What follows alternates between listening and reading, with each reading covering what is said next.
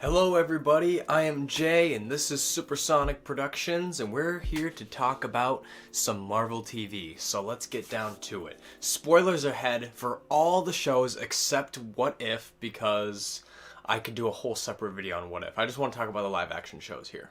A year ago, Marvel released its first show, WandaVision, which began this onslaught of Disney Plus shows that we've had for the past year, and really, they've been spoiling us with this. These shows are really good.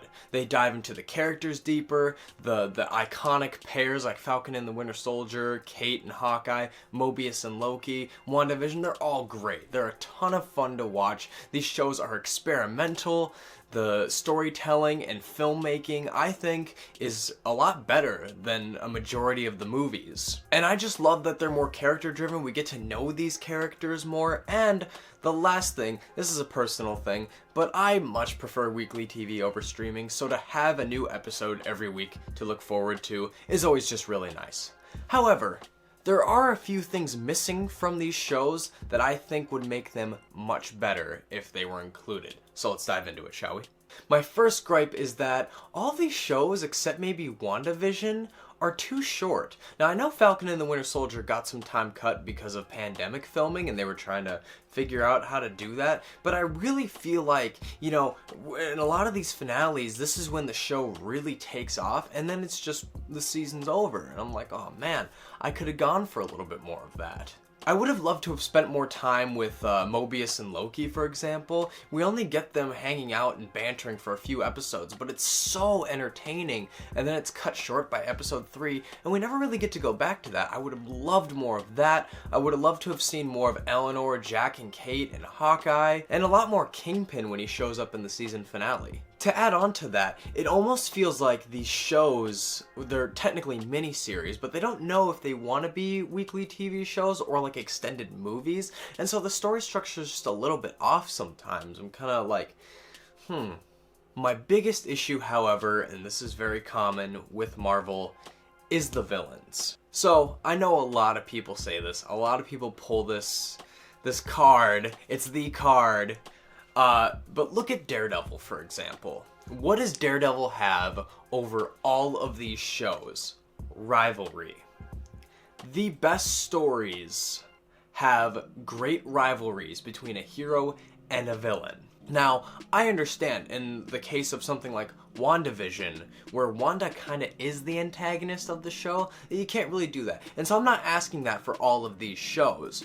But in a show like, say, Hawkeye, for instance, I'd really love to see Hawkeye get an arch nemesis, so to speak, or just a character. Like Daredevil and Kingpin have this intense rivalry that builds up over the course of season 1 and carries over all the way to season 3, and it is enthralling. This personal conflict tells you so much about both of these characters. And now I know that characters like Hawkeye or Vision or Falcon don't have the most dense rogues gallery, but here's the thing. We look at something like James Gunn in Guardians of the Galaxy and how he took these relatively unknown smaller characters, injected a lot of his own ideas and even his personality into those characters, and made them these very fleshed out, very compelling, interesting characters. And I think there's a great opportunity for the incredibly talented filmmakers and writers on here to do the same thing with these villains. We look at Carly in Falcon and the Winter Soldier, for example,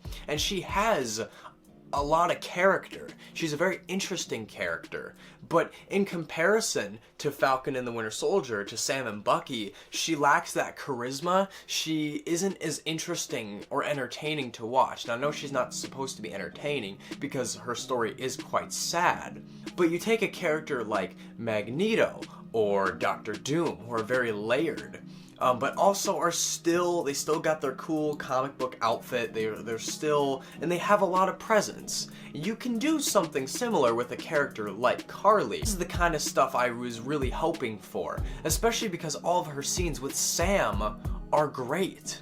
And you feel this conflict in that he could get through to her, and it's sad that he can't. Let's go to a character like Agatha Harkness, who shows up in the last few episodes of WandaVision. Oh, this is the real reason why they put her in this show. Well, I could talk about this for a whole other video. We'll get to this. Loki, I think, could have really benefited not necessarily from a rivalry.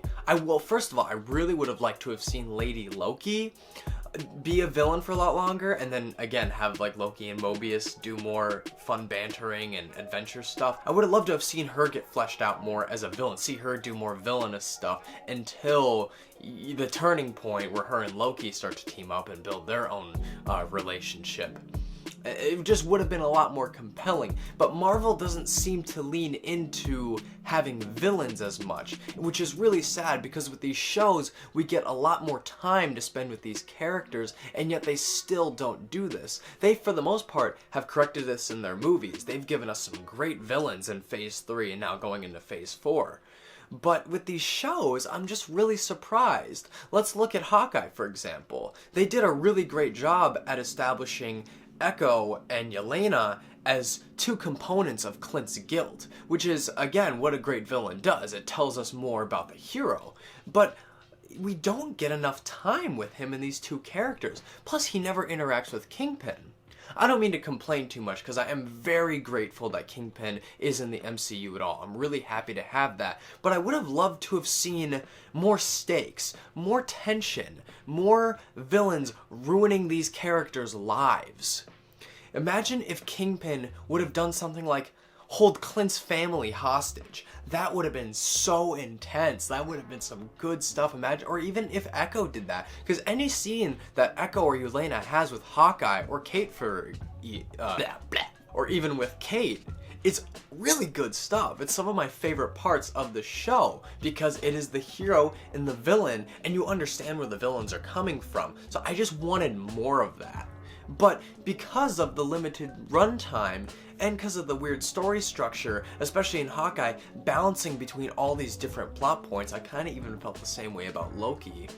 I just felt like the shows really needed more time to flesh out these characters, and they could have established stronger rivalries, and this just would have made for some real, like, nail-biting entertainment. The same kind of stuff in Daredevil. Like, take the season 3 finale of Daredevil, where he's just like, I beat you. It's like, it's so rich. It's such rich storytelling, and they have all the components here. And whenever these shows really lean into that storytelling and those rivalries and allowing us to know where all these characters are coming from and see these conflicts unfold, that's when these shows are at their best, aside from, you know, having really good interpersonal relationships with the pairs, as I mentioned prior.